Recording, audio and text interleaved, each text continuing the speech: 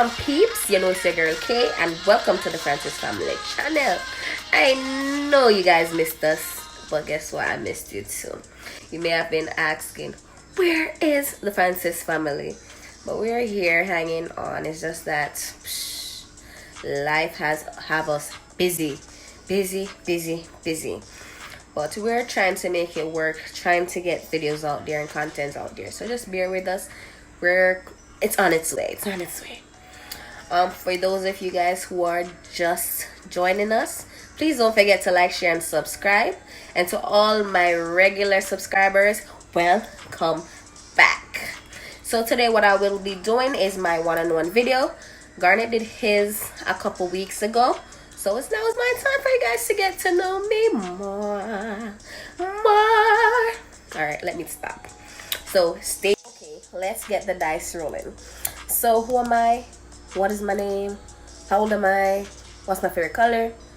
Let's get to it. Just a few little things. I won't tell you my whole life, but just a little bit. So for those of you guys who don't know my full name, my name is Keon James Francis. I am 24. Well, my birthday is next week, guys. Virgo. Let me hear it, Virgo. But anyways, I'm about to be 25. Yes, 25 for those of you guys who were curious to know my age. I am the wash belly of 3 kids. If you don't know what wash belly means, what wash belly is, it means I am the last child. So I'm the last child for both parents. I have a brother and a sister. You know I'm always shouting up my sister. Big up RJ. And my brother Nyron. So it's 3 of us.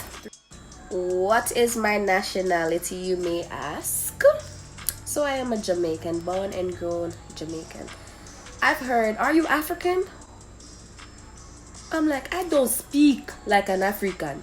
I don't even know how to talk like an African properly. But no African. I am Jamaican. I lived in Jamaica for majority of my childhood, and I migrated to America in 2012. So yes, I've been here since 2012. Yes, I've been back and forth, Jamaica and back, because I will never ever give up my Jamaican heritage. But yeah, I am Jamaican. And you know what's one of the worst things when I came to this country and I started school? So I'm in English class. The teacher is gonna ask me, do you guys speak English in Jamaica? I'm like, yeah, we only speak broken English. And that's just a part of our country heritage. There's nothing to it. It's not a different language per se. It's English. We just lazy while we speak like that. To be honest, English is my favorite subject. Favorite. I can read. The thing is though, I may have the accent how Americans might pronounce their words here, but it's the same thing. It's the same spelling. I don't get it. But he asked me that. I had to look at him like, bro, what? They think we're so dumb. I won't say that he was asking a dumb question though. Maybe at the time, because you know when you're younger, you don't care. You're just ready to lash back at anybody. But I do get it, because there are a lot of Jamaicans out there whose accent is stronger than some.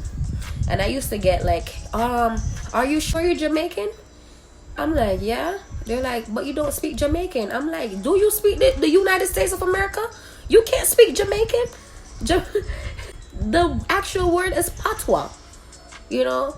But I'm like, I don't hide it. It's just that it depends on who I speak to. If I'm speaking to a flamboyant Jamaican, you're going to hear my accent. If I speak to someone who's speaking proper English, I am going to speak that way. Imagine if you even talking to me in British, I'm going to talk in British too. I don't know how to speak it, but I'm going to try. But it's not a dumb question, so I did get it. And you have some people who really can't read, can't talk, and okay, enough of this Jamaican speaking thing. But what else about me? So I lost my mom. My mom died when I was 9. That was in 2005. She died. It was rough. I feel like that's the worst thing that ever happened to me in my life. Yeah, you lose other people, but to lose a mom, I feel that's the worst. Not being able to have that motherly figure, that person to talk to, nothing. So that was the hardest thing for me. So I feel like I was forced to grow up not having her around. I was forced. My childhood was the worst. I would never wish that on my worst enemy. And I will never live to see my child or anyone close to me go through what I went through as a child growing up. Trust me when I say it was rough, it was rough. A lot of people would say, my childhood, I used to do this, I used to do that. I feel like I was a prisoner. I was a prisoner. I could have played with my friends. It was, I'll play with my friends, but it was like very rare. I would have to be in the house, looking through the windows, watching everybody play. So I started sneaking out too. I started sneaking out to go play with my friends, not to do anything bad, just to have that little friendship game, like some hide and seek, some tag your it, some blind man. I remember that. So what I would do is, because we live in a housing scheme, there was only one way my dad could get in. So it was, he had to go in a whole circle before he gets to the house. So I'll stay out and play, and my friend would be like, Kayon, your dad's coming. And then I had to run. Let me tell you guys a story too on that. The day I snuck out and got caught. Yes. That's a short story. So one day I'm through the window, I'm looking, I see my friends playing Dandy Shandy. For my Jamaicans out there, you know Dandy Shandy. So I'm playing the game and all of that. So, we always looking out for my dad. And my friends knew, like, let's look out for dad, Kayon's dad, because she gonna get a beating if he ever catches her out there. But I was willing to take the risk because I wanted to play. I wanted to have fun. So we're there playing. And I know what time my dad came in, but this day, he decided he's coming home early. So I'm there playing. I heard my friend say, Kayon, Mr. James, come. Yo, I ran. And I cut through the back and I went up the stairs. So I was like, yes, yeah, he did not see me. I'm good. Guess what happened? The devil is a liar and he's very strong. He knows when to intervene, yo. I locked the key in the house. I was locked out. I don't know what was going on because normally I had it. I knew what to do. I'll take the keys up, lock the gate, lock the door, everything. But no, today was the day Kayon decided not to be proactive. So I locked the key inside. So I'm there now fretting. I'm like, what's the lie I'm going to tell? What am I going to say? So my dad came around. He's like, what are you doing outside?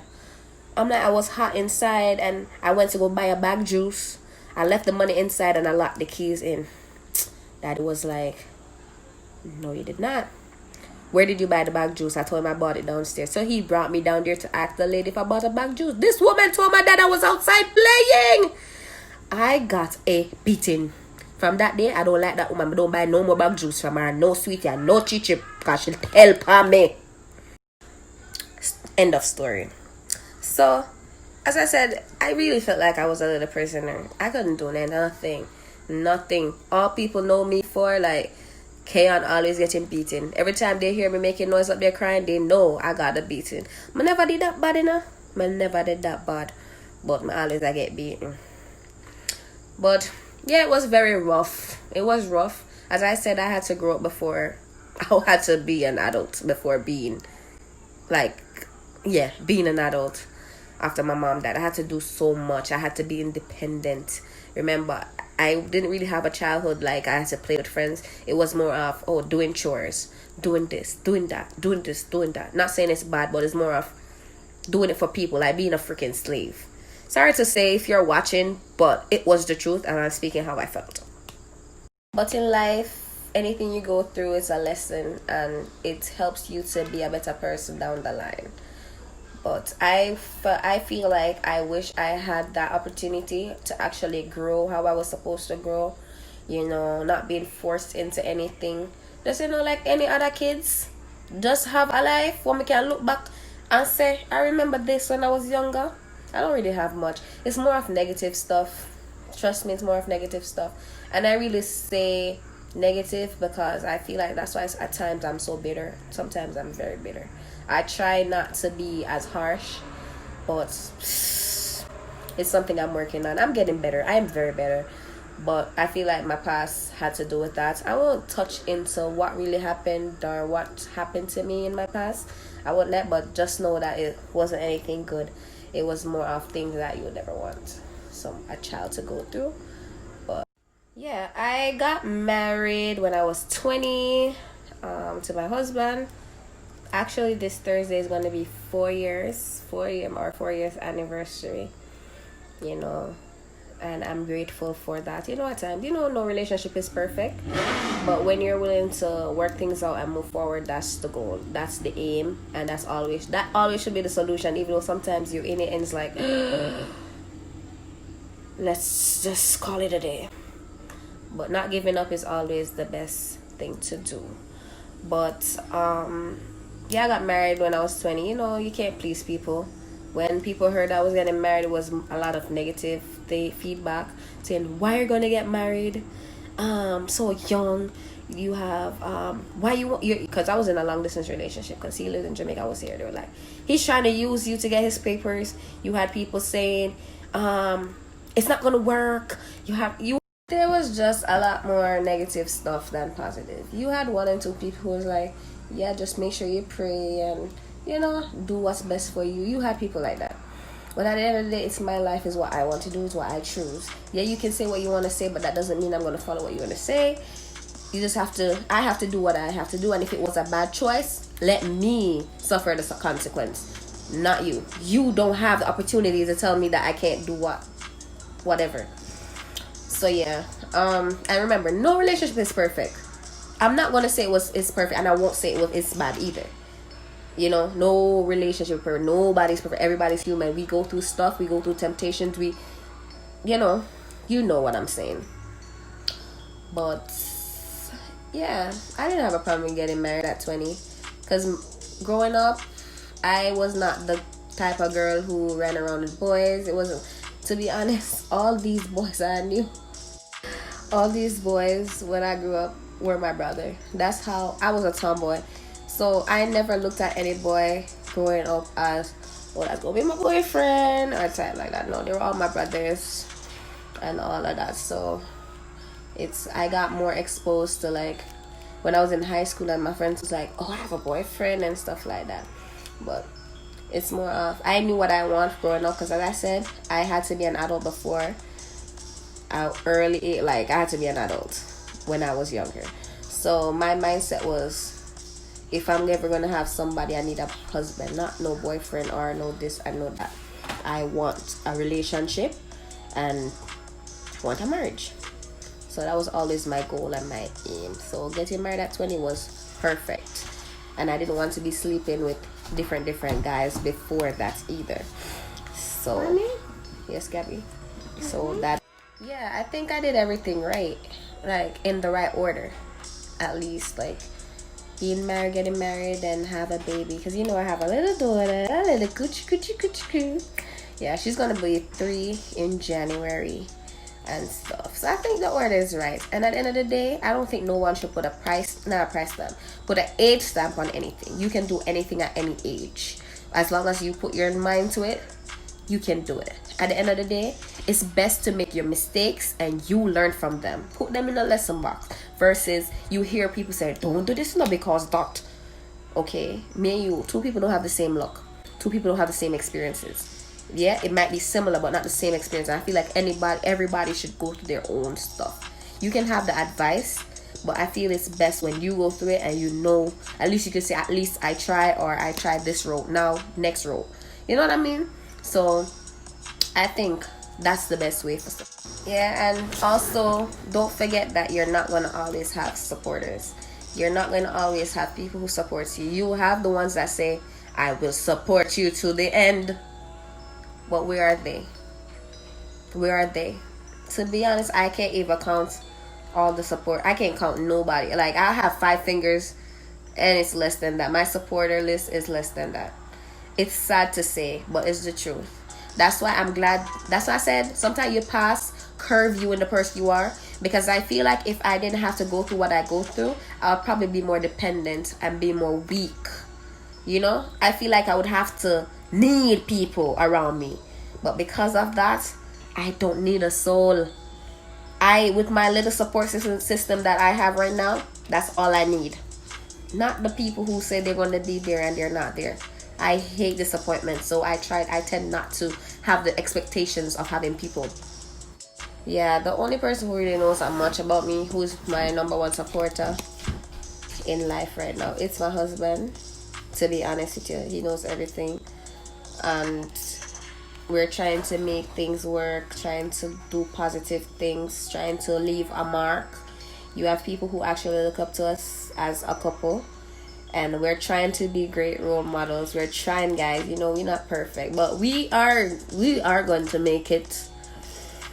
Well, he's my number one supporter, and I'm a person, if you know me, I'm kind of, not saying I'm secretive, but I love to write, so I'm a writer.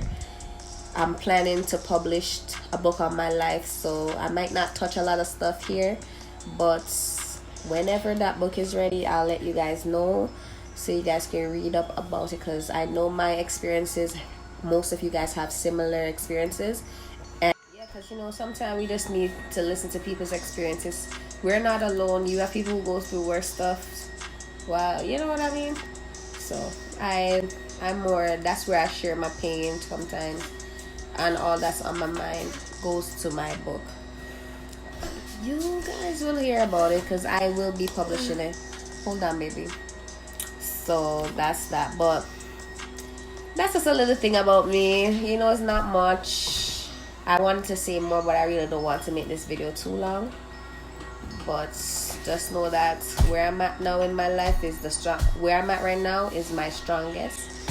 And with my husband's help and my daughter's help, I feel like they are the people who's making me want to do more and pushing me to be the person I am. And there's nothing wrong with having that person that will push you. Trust me, I was in a bad state. I was in a bad place. But by God's grace, I'm here making a difference. Because I have the people who I counsel sometimes. But yeah. So guys, it was nice talking with you. It was nice sharing a little bit about me. I mean, not much as I said, but you know, you got a little just a little video for you guys out there. And more to look forward to from us. I think the next video that's going to be posted, we're going to do a challenge. I know it's long overdue. We're going to do a challenge. So you guys can laugh at us, because I know y'all be laughing. But guys, don't forget to like, share, and subscribe to the Francis Family channel. Tell a friend, share it with a family, share it with a stranger. Anything you can do just to get the word out there, guys. I love you guys. Peace out.